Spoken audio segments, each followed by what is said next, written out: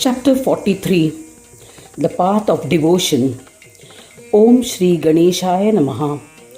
Daksha said to Mudgalacharya, O Yogi, I am fortunate, blessed as well as astonished to have obtained this knowledge about Swananda Loka. Swananda Loka is unparalleled. Now, please tell me about the fame that Aila gained after he commenced worship. I am eager to learn of it. How did Aila worship Ganesha following the instructions given by Gargya? How did he attain Ganesh Loka? Thereafter, how did he perform the worship of Gajanana in both the worlds? Mudgalacharya said to Daksha, based on the instructions of Gargya Muni, the king started worship of Ganesha on the path observed by Ganapatyas. King Aila worshipped Laksha Vinayaka, which had been installed by Skanda with faith and one-pointed devotion. The eminent king was aware that there was no one superior to Ganesha. Hence he worshipped Laksha Vinayaka with single-pointed focus. Daksha asked, O Mudgala, enlighten me about the single-pointed devotion and other forms of devotion by which Vignaraja is pleased with his devotees. Mudgalacharya said to Daksha, Panchayatana Puja and Agni Puja must be performed as daily karmas by the Brahmins. This is known to all. I have already explained it to you. In this and the other worlds, terrifying obstacles are faced on the path of attaining Brahma. They can be eliminated by the learned by performing puja of Vignaraja. For attaining knowledge, one should worship Shankara. For prosperity, one should worship Vishnu. And for a healthy life, one should worship Surya. Similarly, for good fortune, one should worship Jagadambika. For success in karmas, one should worship Agni by performing Homa and other yajnas as per scriptures and offer oblations to please the devas. O Prajapati, with this knowledge, a man should observe his dharma as an offering to Brahma. If he has some desires for the fulfillment of those desires, he must worship the devas by offering all his karmas to the sacrificial fire with faith. O Prajapati, he considers all the devas as equal. Observing his own dharma is the best means of attaining happiness. While performing the Panchayatana Puja, worship the 5 deities. Install Ganapati in the center. To the northeast, install Vishnu. To the southeast, install Shankara. To the southwest, Jagadamba. And to the northwest, Surya. Worship these 5 deities with wholehearted devotion. Vignaraja is placed in the center as he is the Jeshta Raja, the supreme monarch and the one to be worshipped foremost. His puja is the most important. Alternatively, from amongst the 5 devas, select one preferred deity and place that deity in the center. Install that deity by chanting its respective mantras. All the devas are an amsha of the Supreme.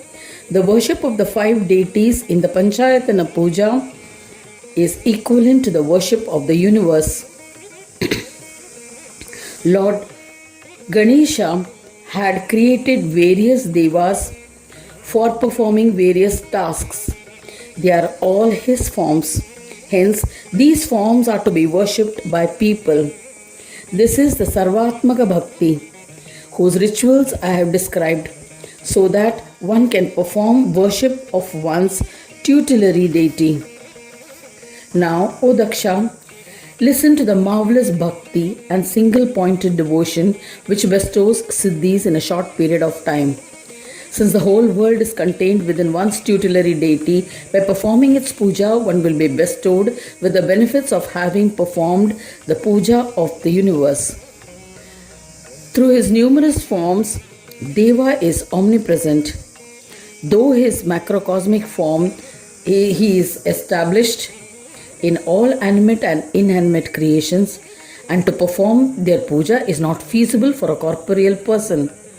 Even if one decides to perform the puja of the entire animate and inanimate creation, yet the entire universe is contained in a hair follicle of Ganesha. And this amounts to the worship of just a single hair follicle. This has been said by Munis. There are crores of universe contained in the hair follicles on his body. As a result, one can never achieve the puja of his whole body and Brahmand. Therefore, he has assumed an embodied form for the love of his devotees, so that they can perform his puja. Performing his puja amounts to performing the puja of all devas. With these sentiments, man should perform the puja and worship of his tutelary deity. He should not worry about pleasing or angering other deities, as all deities are the essence of the same single principle. Once committed to a deity, he must neither praise nor condemn other deities. He must devotedly concentrate on his tutelary deity. By worshipping his favorite deity, he will also attain siddhis from Vigneshwara. Such single-pointed devotion can qualify as Mahabhakti. I shall tell you the path to follow so that all your doubts will be clarified. Sandhya Vandana and other rituals should be performed as ordained by one's own sect. Similarly, at the commencement of any task, the puja of Ganesha should be performed foremost. It has been advocated by Vedas that Ganesha is to be worshipped foremost. If not, it will amount to defying the Vedas, and all such actions will not yield merits. Shiva, Vishnu, and other deities should not be worshipped first. Their foremost worship is prohibited, but the foremost worship of Ganesha can never be forsaken. Now listen to what I have to say. Ganesha, along with Siddhi and Buddhi, is without doubt the bestower of all successes. Siddhi is the bestower of the fivefold prosperity, namely dharma, wealth, desire, liberation, and union with the divine. This has been expounded by Vedas. A doer is controlled by Buddhi. The tutelary deity is also controlled by Buddhi. The whole world is supported by Buddhi. Knowledge and physical body, etc., are also controlled by Buddhi. The Lord of both is Brahmanaspati Ganesha. If he is not worshipped foremost, one will fall to hell. O Daksha, if one does not perform the puja of Sri Ganesha foremost, then his consorts, Siddhi and Buddhi, do not grace the occasions, as they are devoted to their husband. Such a person who has not achieved any success becomes deluded and will go to hell.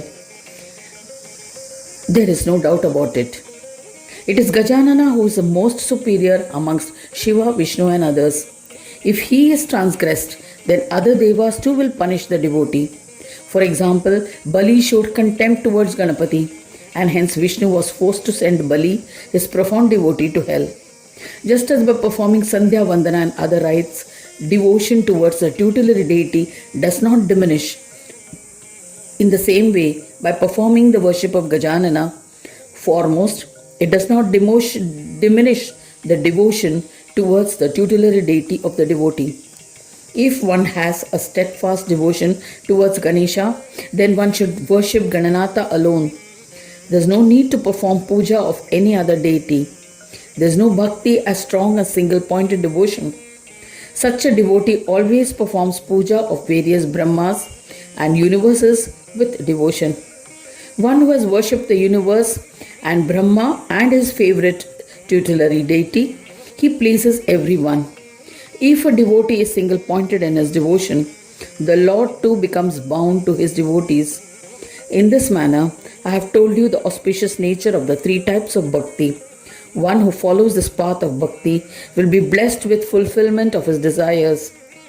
Thus ends the 43rd chapter titled The Path of Devotion in the 5th Khand of the Purana Upanishad Srimad Mudgal Puran, describing the legends of Lambodara, dedicated to Sri Gajanana. End of chapter 43.